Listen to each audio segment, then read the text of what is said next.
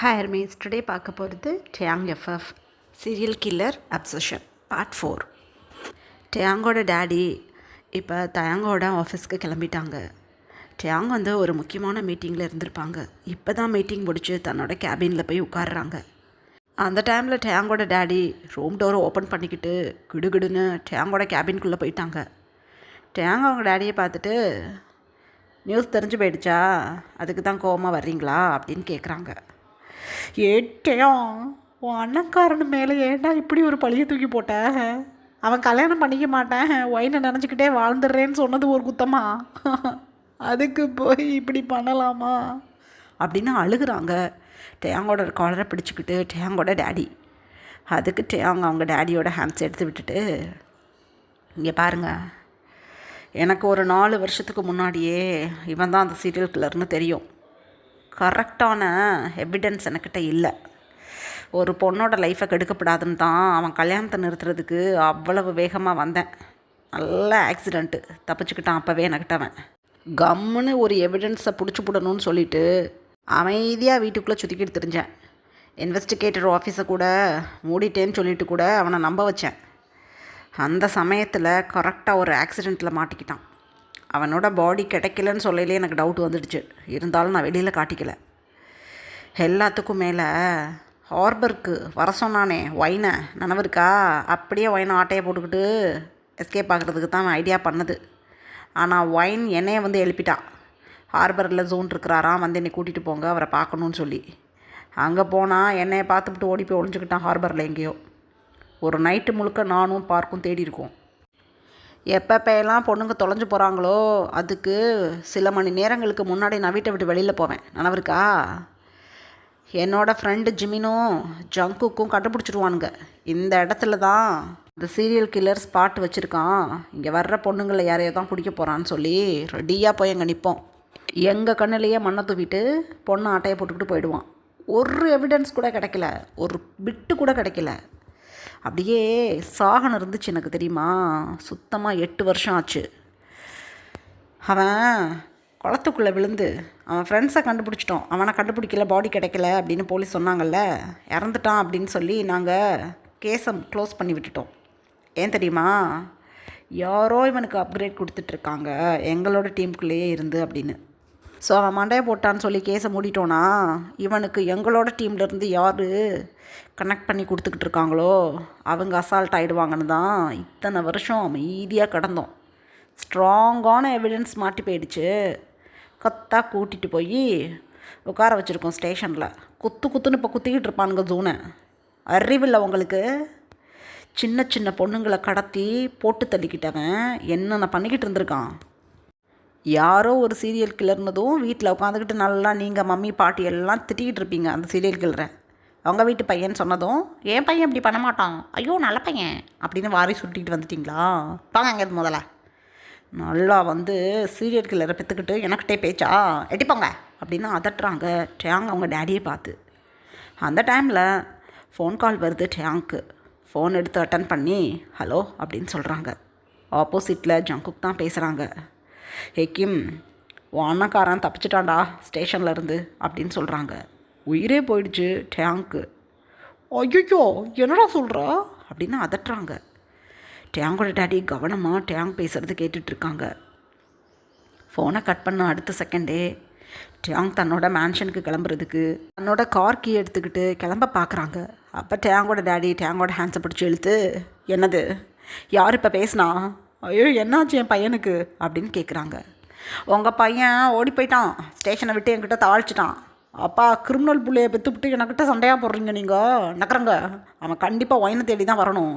மம்மிக்கிட்ட phone போட்டு allot பண்ணுங்க, அவனை நம்பி எங்கேயும் போகக்கூடாதுன்னு சொல்லி அப்படின்னு சொல்கிறாங்க. என்னடா பேசுகிற நீ? என்னடா பண்ண போகிறான் அவன்லாம் ஒன்றும் சீரியல் கில்லர் கிடையாதுடா, புள்ள பூச்சி மாதிரி இருக்கிறான். உன்னை விட அவன் வளர்த்தியிலேருந்து ஆள்லேருந்து எல்லாத்துலேயும் கம்மி தாண்டா. நீ தாண்டா வெல் பில்ட்டாக ஜெயிண்ட் மாதிரி இருந்துக்கிட்டு எங்களை பாட்டா பட்டுத்துற. ஓ அண்ணக்காரன் ரொம்ப சாஃப்ட் கைடா, புரிஞ்சுக்க அப்படின்னு சொல்கிறாங்க. ஐயோ முட்டாளுகளா, சீரியல் கில்லர்லாம் என்ன படத்தில் வர்ற மாதிரி கன்னத்தில் மறு வச்சுக்கிட்டு ஒரு கண்ணை லொலையாக்கிக்கிட்டு அதில் ஒரு கட்டை போட்டுக்கிட்டு வருவான்னு நினச்சிட்ருக்கீங்களா? ஜென்டில்மேன் மாதிரி இருப்பானுங்க பார்க்குறதுக்கு. கண்டுபிடிக்க முடியாது சீரியல் கில்லர்லாம். அபரீதமான அறிவு நுட்பத்தோட கிரிமினல் வேலை ஃபுல்லாக பார்ப்பானுங்க. மம்மிக்கு ஃபோனை போட்டு அண்ணா வந்தானா நைஸ் பண்ணி பேசி உட்கார வைக்க சொல்லுங்கள் வீட்லேயே, இல்லை அவனை ரூம்குள்ளே நைஸாக கூட்டிகிட்டு போய் ரூமை பூட்டி வைக்க சொல்லுங்கள், அவனை பிடிக்கணுண்ணா அப்படின்னு சொல்லிக்கிட்டே டேங் வந்து தன்னோட மேன்ஷனுக்கு கிளம்பிட்டாங்க. டேங்கோட டேடியும் டேங் பின்னாடியே டேங்கோட கார்லேயே கிளம்பிட்டாங்க டேங்கோட மேன்ஷனுக்கு. டேங் சொல்கிறத நம்புறதா நம்பாமல் இருக்கிறதா ஒன்றும் புரியல. தன்னோட ஒய்ஃப்க்கு கால் பண்ணி ஹலோ பிங்கி அப்படின்னு சொல்கிறாங்க. ஆப்போசிட்டில் ஒய்யாரி தான் பேசுகிறாங்க தன்னோட தாத்தா கிட்ட. தாத்தா நான் ஒய்யாரி பேசுகிறேன், பாட்டிக்கிட்ட பேசணுமா அப்படின்னு சொல்கிறாங்க. திடீர்னு இருக்குது மிஸ்டர் கிம்முக்கு. ஒய்யாரியம்மோ நீ உன் டேடி மேன்ஷன்ல இருந்த, எப்போ பாட்டியை பார்க்க வந்த மேன்ஷனுக்கு அப்படின்னு கேட்குறாங்க. எங்கள் பெரியப்பா ஜூன் இருக்காங்கல்ல, அவங்க வீட்டுக்கு வந்திருந்தாங்க பாட்டிமா கூட. நான் பிங்கி பாட்டி அப்புறம் பாட்டி மம்மி ஜூன் பெரியப்பா எல்லோரும் நாங்கள் பிக்னிக் போக போகிறோம். கொரியாவில் சைடில் இருக்கக்கூடிய வெஸ்ட் சைடு மவுண்டைன் இருக்குல்ல, அங்கே தான் பிக்னிக் போக போகிறோம். 1 வீக் கழிச்சு தான் நாங்கள் மேன்ஷனுக்கு வருவோம். நீங்களும் என்னோட டேடியும் பத்திரமா இருங்க, பாய் அப்படின்னு சொல்லிவிட்டு ஃபோனை கட் பண்ணிட்டாங்க. ஆப்போசிட்லேருந்து என்ன சொல்கிறாங்கன்னு கூட ஒய்யாரி கேட்காம. உயிரே போயிடுச்சு இப்போ டேங்கோட டேடிக்கு. ஐயோ என்னது இது, ஐயோ டேங்கா அப்படின்னு கத்துறாங்க. டேங் உடனே காரை ஸ்டாப் பண்ணிவிட்டு என்னாச்சு டேடி, மம்மி என்ன சொன்னாங்க, அங்கே ஜூன் இருக்கானா அப்படின்னு கேட்குறாங்க. இல்லைடா, ஏதோ கொரியாவோட வெஸ்ட் சைடு இருக்குல்ல மவுண்டெயினு, அங்கே ஏதோ பிக்னிக்கு போகிறதா ஒய்யாரி சொல்கிறா பிங்கி ஃபோன்லேருந்து. பிங்கி மம்மி அப்புறம் ஒயினு ஒய்யாரி எல்லாத்தையும் ஜூன் அந்த மவுண்டெயினுக்கு பிக்னிக் கூட்டிகிட்டு போகிறதா சொல்லிக்கிட்டு இருக்காங்க. ஐயோ என்ன எனக்கு ஒன்றும் புரியல அப்படின்னு சொல்கிறாங்க டேங்கோட டேடி. ஐயோ போச்சு டேடி, அறிவே இல்லையா, நான் தான் சொல்லிக்கிட்டு கிடந்தேனே. ஐயோ ஃபோனை கொடுங்க, ட்ராக் பண்ணணும், ஃபோனை கொடுங்க அப்படின்னு சொல்லி டேங்கோட டேடியோட ஃபோனை வாங்கி அவங்க மம்மியோட ஃபோன் நம்பரை ட்ராக் பண்ணுறாங்க டேங். ஆனால் இப்போ ஃபோன் சுவிட்ச் ஆஃபில் இருக்குது. எங்கள் அதர் ஹேண்ட் ஒய்யாரி ஜூனோட லேப்பில் உட்காந்து அழகாக ட்ரைவ் பண்ணும்போது அந்த ஸ்டேரிங்கில் தன்னோட ஹேண்ட்ஸை வச்சு, ஜூன் பெரியப்பா அந்த ஹில் ஸ்டேஷன் ரொம்ப அழகாக இருக்குமா அப்படின்னு சொல்கிறாங்க. அப்போ ஜூன், ஆமாம் பேபி ரொம்ப அழகாக இருக்கும், என்னை எதுக்கு நீ பெரியப்பான்னு கூப்பிட்ற, என்னை ஜூன் டேடின்னு கூப்பிடணும் இனிமே அப்படின்னு சொல்கிறாங்க. உடனே ஒய்யாரி அப்படியே நிமிர்ந்து தன்னோட பெரியப்பாவை நோட்டீஸ் பண்ணிவிட்டு, சரி நான் ஜூன் டேடின்னு கூப்பிட்றேன், எனக்கு அவங்க நிறைய ஐஸ்கிரீம் வாங்கி தரணும் அப்படின்னு சொல்கிறாங்க ஒய்யாரி. எல்லாம் வாங்கி தரேன், உன் பக்கத்துலேயே உன் டேடி என்னை விட மாட்டான், இந்த 1 வீக் உன் கூடவே தான் நான் இருப்பேன் அப்படின்னு ஒய்யாரிக்கிட்ட சொல்லிக்கிட்டே ஜூன் மனசுக்குள்ளே நினச்சிக்கிறாங்க. உன் பக்கத்துலேயே இருந்து அந்த டேங்கோட நினப்பை உன் மனசுலேருந்து மறக்கடிச்சு உனக்கு டேடி நான் தான் சொல்லி உனக்கு புரிய வைப்பேன். உன் மம்மி நீ பிறந்ததுலேருந்து டேங் தான் என்னோடய ஹஸ்பண்ட்னு சொல்ல ஆரம்பிச்சிட்டான். ஜூன் தான் என்னோடய ஹஸ்பண்ட்னு சொல்லிக்கிட்டு இருந்தவ இப்போ டேங் தான் தன்னோட ஹஸ்பண்ட்னு நம்பவும் ஆரம்பிச்சிட்டா. உன் மம்மி ஒரு சைல்டிஷான பொண்ணு, அவளை ஈஸியாக நான் எவழி கொண்டு வந்துடுவேன். ஆனால் தூரத்திலே இருந்து உன்னை நான் பார்த்துருக்கேன், நீ பயங்கர கிளவர், உன்னே தான் நான் நம்ப வைக்கணும், நான் தான் உன் டேடின்னு.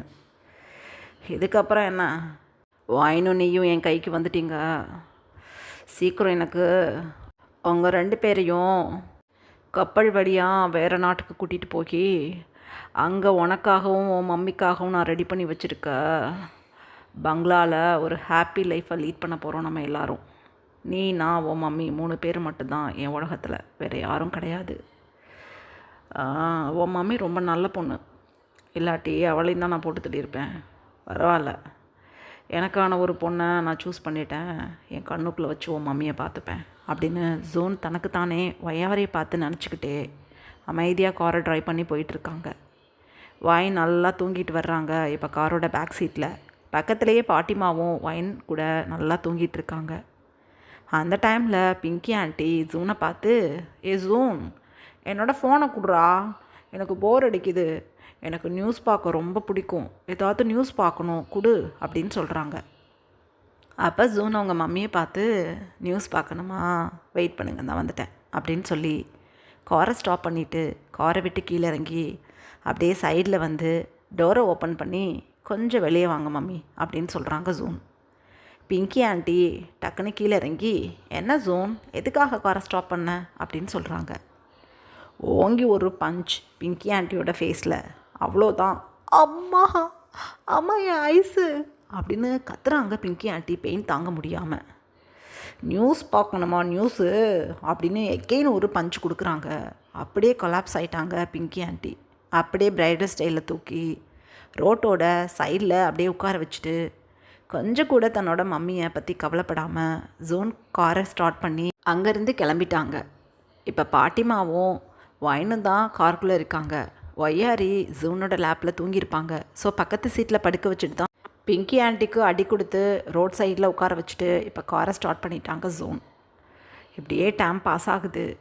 நாங்கள் இப்போ ஒரு பார்க்கில் உட்காந்துட்ருக்காங்க. தன்னோட டேடியும் பக்கத்தில் உட்காந்துக்கிட்டு பழமாக மிஸ்டர் கிம் அழுதுட்ருக்காங்க.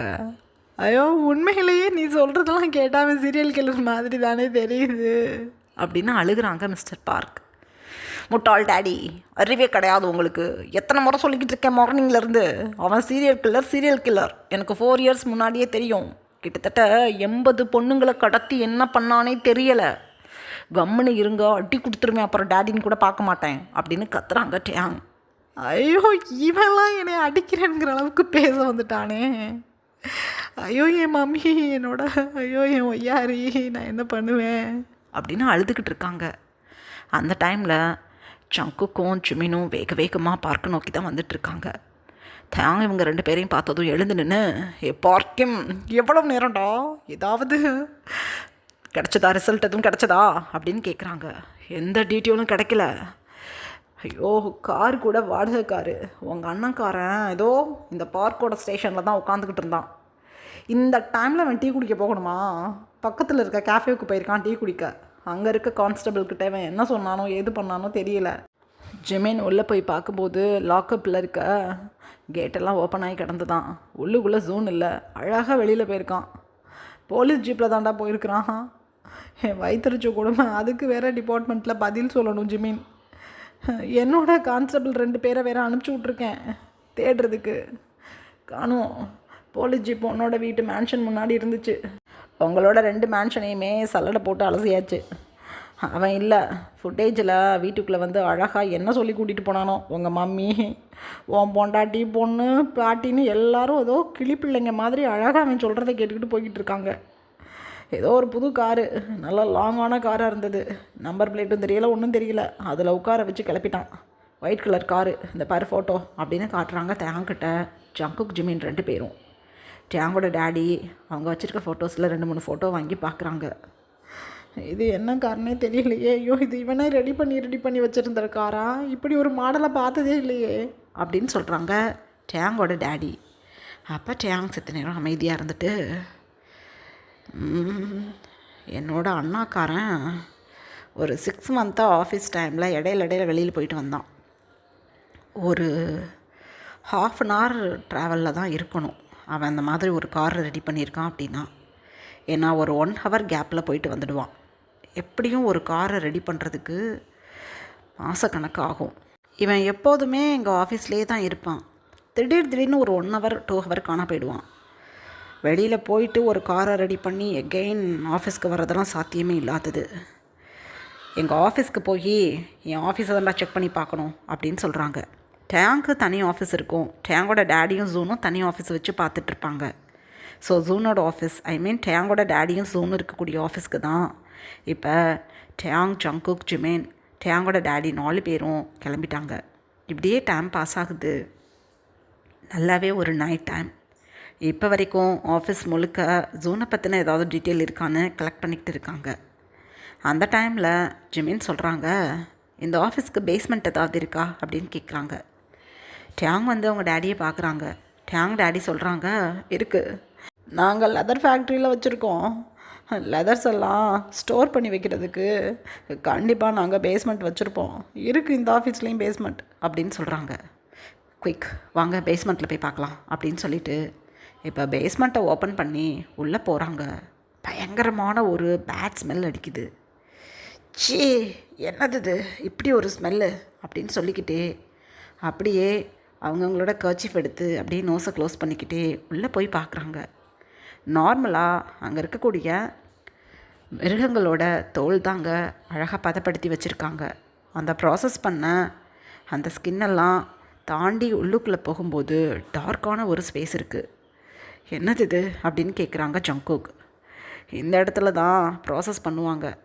இப்போ லோடு நம்மளுக்கு வரலை, ஒரு 1 வீக்காக ஃப்ரீயாக தான் அந்த இடம் இருக்குது அப்படின்னு சொல்கிறாங்க டேங்கோட டேடி. அந்த டைமில் டேங் சைடில் பார்க்குறாங்க. தூரத்தில் ஒரு கோடு போட்ட மாதிரி பயங்கரமான ஒரு ஒயிட் கலர் வெளிச்சத்தை ஃபீல் பண்ண முடியுது டேங்கால். ஏ பார்க் ஜியோன், அங்கே பாருங்கடா டேடி, அது என்னது அப்படின்னு கேட்குறாங்க. என்னது இது, ஒன்றும் தெரியலையே, ஏதோ வெள்ளையாக கோடு மாதிரி இருக்குது அப்படின்னு சொல்கிறாங்க டேங் டேடி. ஸ்பெக்ஸ் போடலையா அப்படின்னு கேட்குறாங்க டேங். இப்போ போடலடா, அவசரத்தில் அதெல்லாம் நான் பார்த்துக்கிட்டு கிடந்தேன். கோபத்தில் உங்கள் அண்ணனை தேவையில்லாமல் பிடிச்சி கொடுத்துருக்கியாடா போலீஸ்கிட்டன்னு கேட்குறதுக்காக. ஐயோ, இங்கே நடக்கிறதெல்லாம் பார்த்தா உண்மையிலே என் மயன் சீரியல் கில்லரா அப்படின்னு அழுகுறாங்க டேங்கோட டேடி.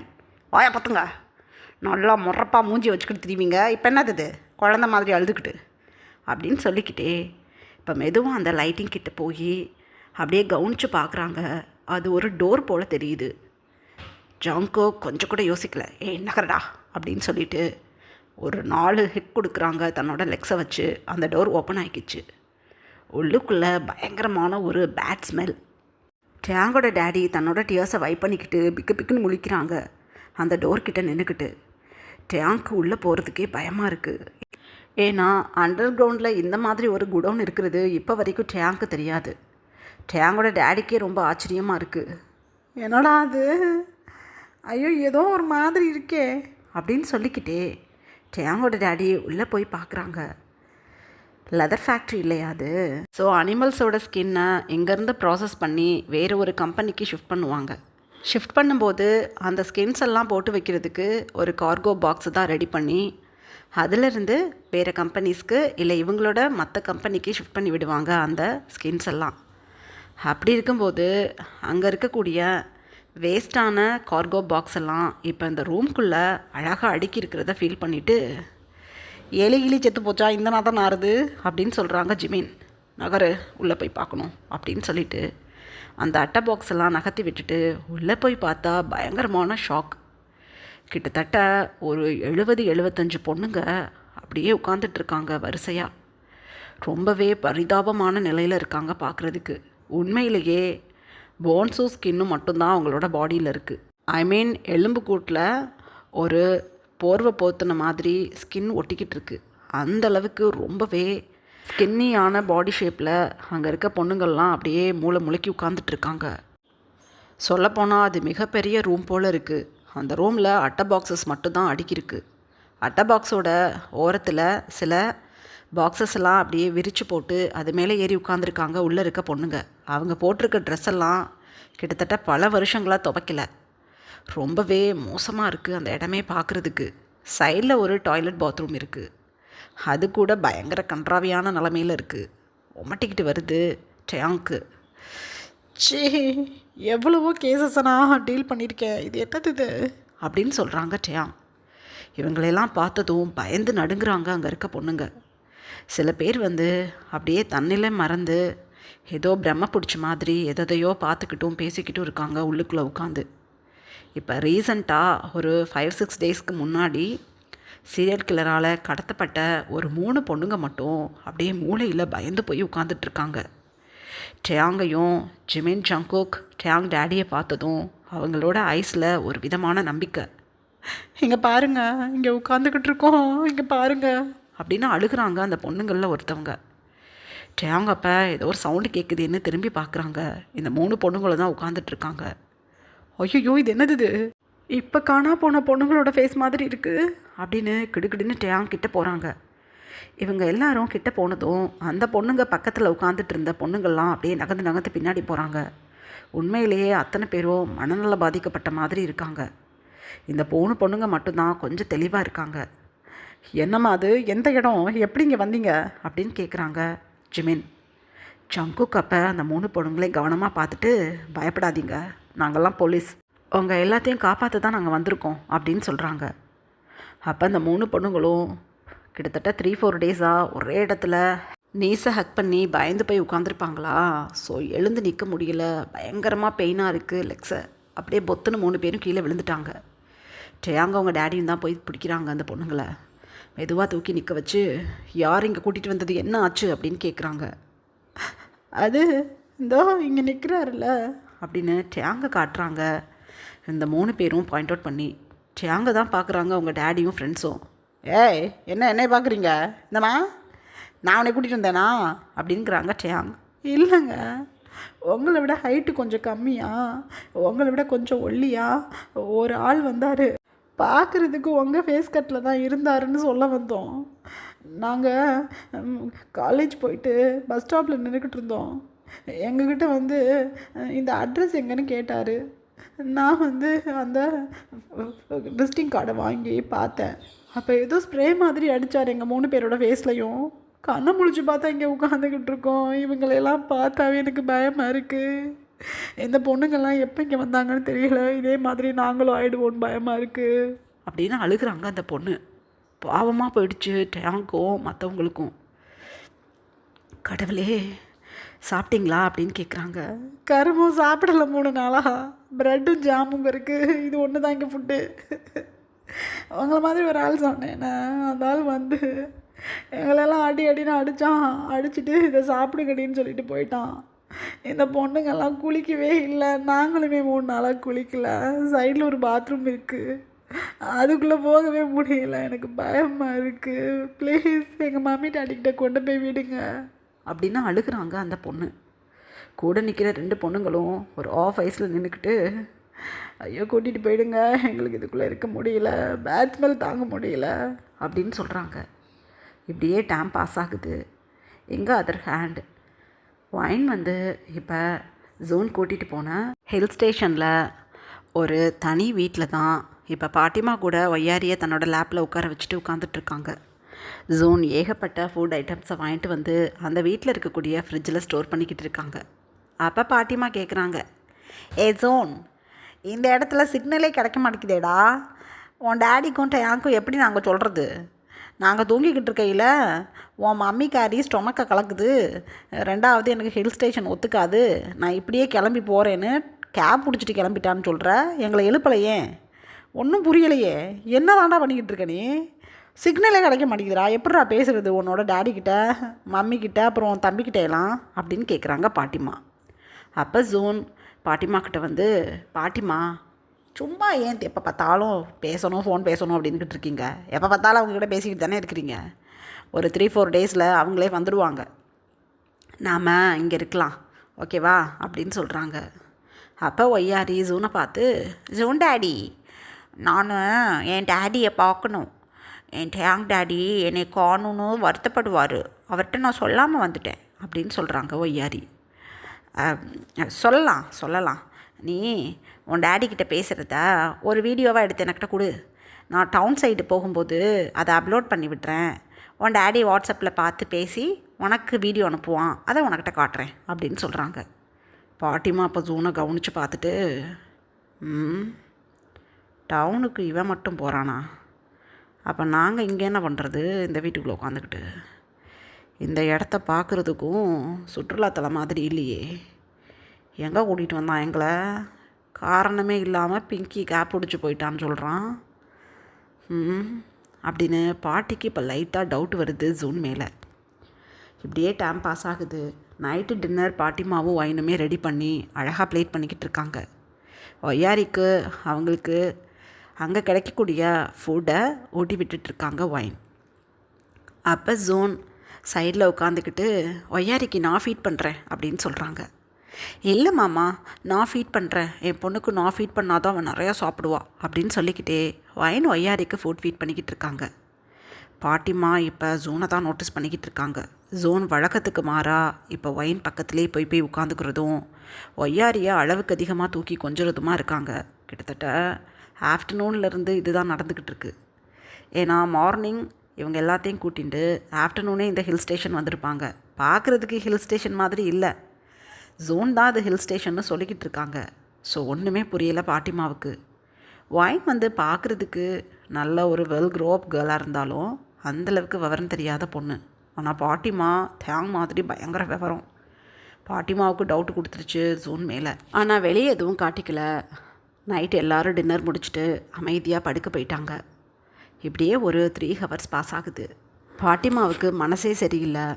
ஏன்னா இங்கே வந்ததுலேருந்து பாட்டிமா தன்னோட பையன்கிட்டேயோ மருமகிட்டையோ இல்லை தேங்கிட்டையோ ஃபோன் கால் பேசலை. இந்த வில்லாவை விட்டு வெளியிலையும் போக முடியல. ஏன்னா ஜூன் உள்பக்கமாக டோரை லாக் பண்ணி வச்சுக்கிறாங்க. ஒன்றுமே புரியலை பாட்டிமாவுக்கு. ஏதோ ஒரு பெரிய அடப்புக்குள்ளே வந்து மாட்டிக்கிட்ட மாதிரி இருக்குது.